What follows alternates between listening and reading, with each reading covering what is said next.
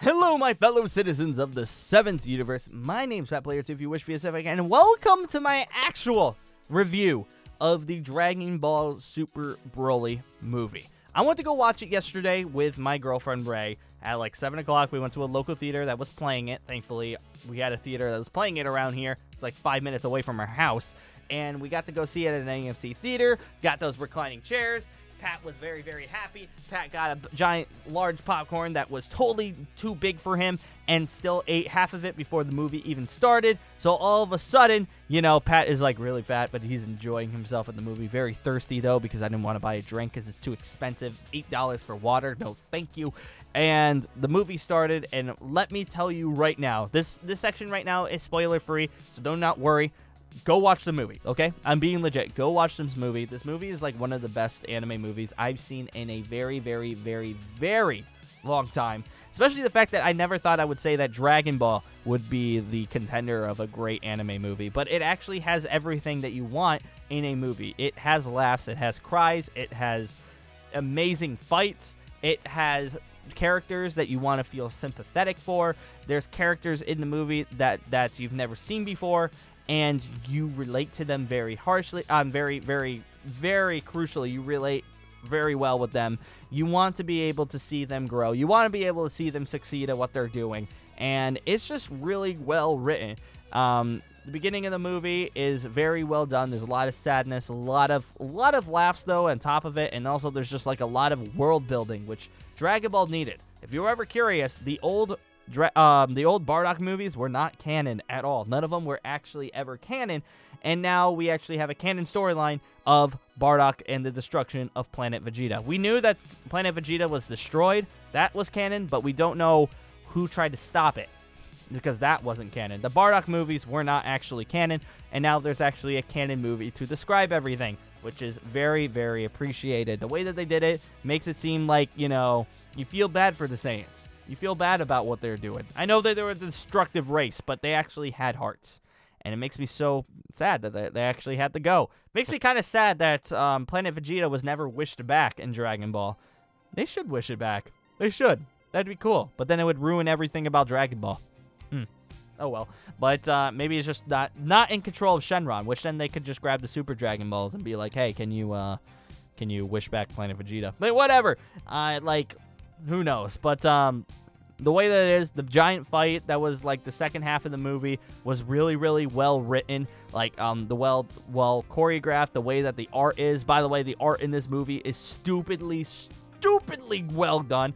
It makes me wish that every single kind of Dragon Ball thing would be done in this art style, which, by the way, as much as I want to say it, I think it's too much work to say that, because if you had everything, if everything was the same art direction that the Broly movie was, we would not be seeing Dragon Ball Super 2, if we were even going to get it, for many, many years, because that kind of art style takes a long time to perfect and make well, because it basically looks all handwritten. So, you know, it's all by hand. So, like, it takes a long freaking time.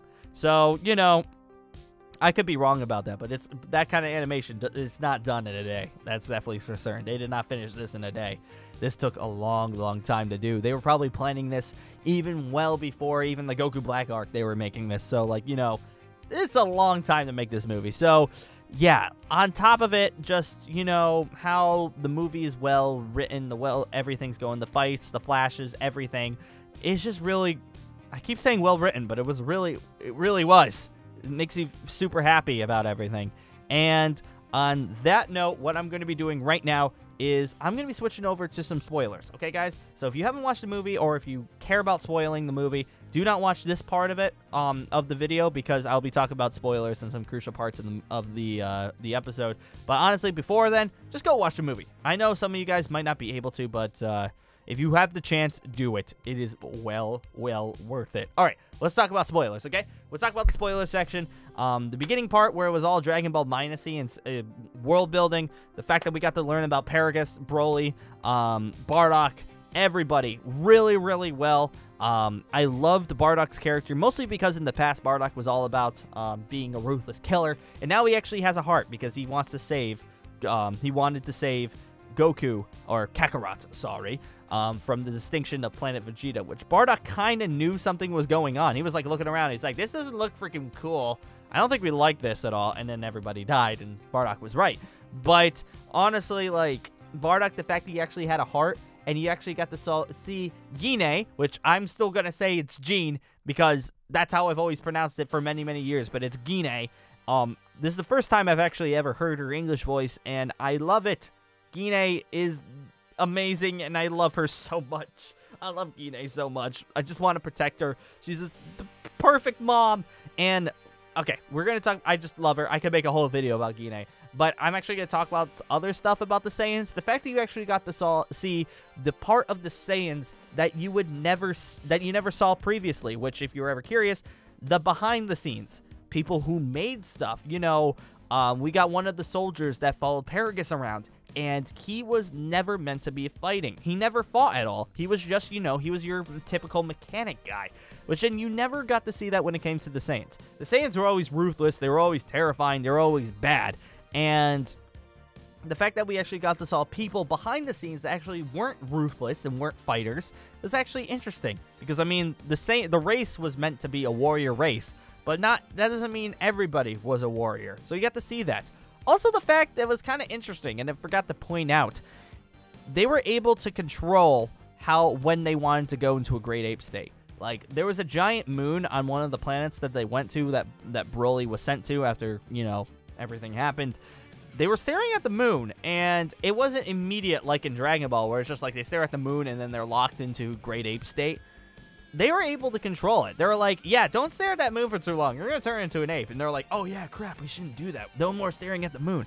So, like, honestly, it was actually kind of interesting, the fact that, like, they were able to, you know, step back from being great apes and were able to, you know, control that state and be able to, like, you know, say, if you really wanted to, you can go and look up into the moon. But also, they did say that turning into a great ape was a last resort type thing, which in the previous movies, going great ape was, like, their go-to thing. Like, they just went great ape, and then planets were destroyed. Like, literally, they showed up, they became great apes, everyone was dead.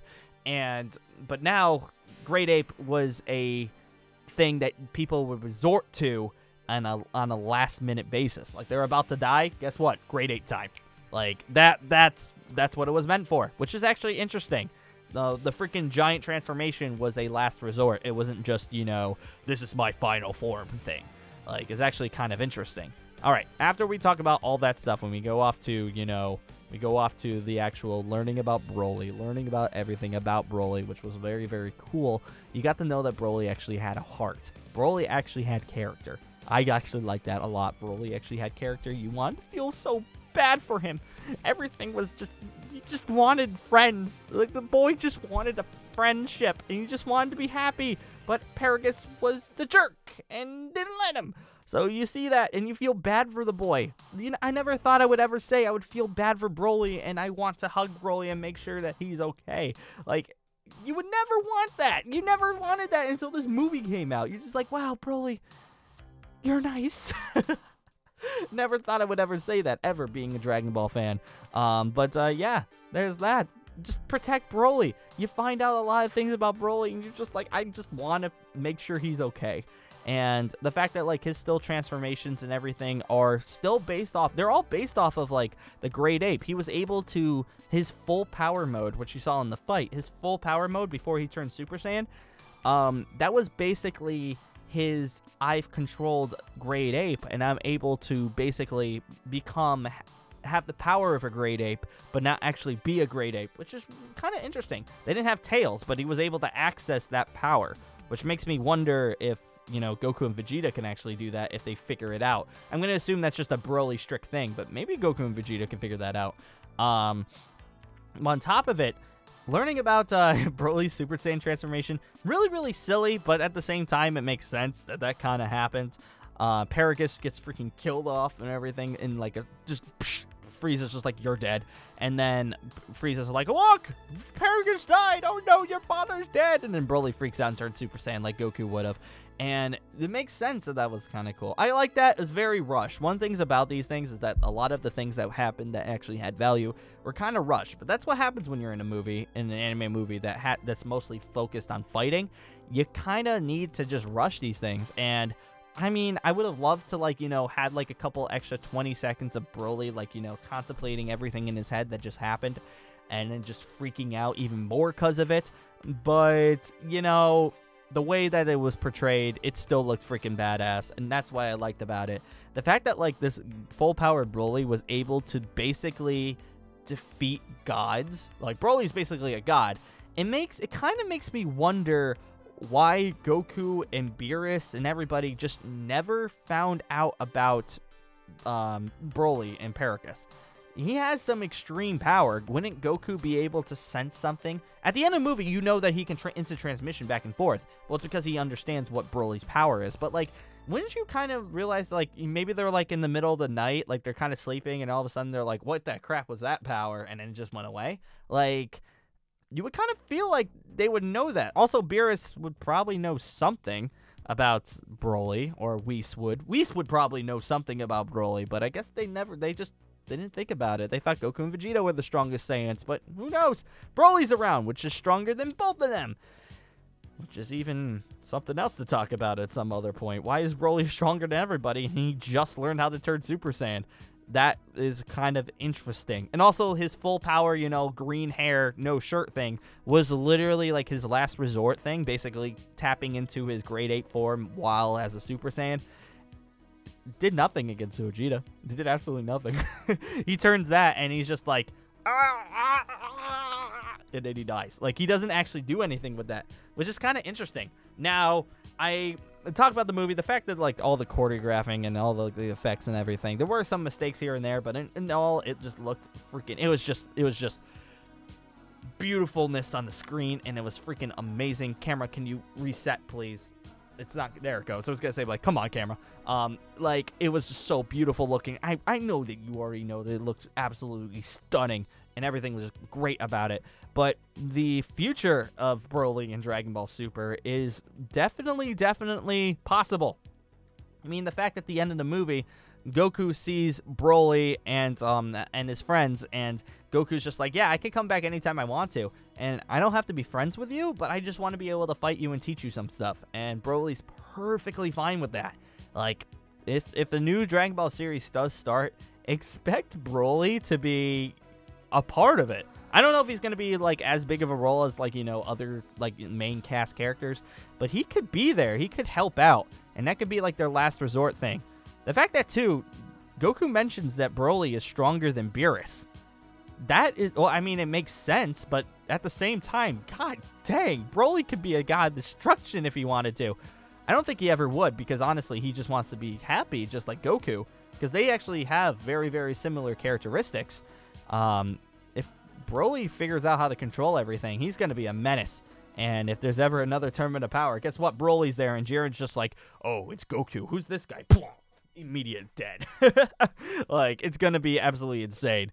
But I don't want to take up too much more time on this, because we could talk about this movie for like a half hour, but we all got places to go. So I thank you guys for joining. What did you guys think of the movie? You guys liked it a lot. What do you think of Broly now? The fact that he actually has some sort of characteristics and he's actually kind of nice. Do you guys like that? Do you like the old Broly more? Let me know in the comments below. And also, what do you think of Broly? Like, do you think he's gonna be any more stuff, or is this the end of Broly, or do we see more of him?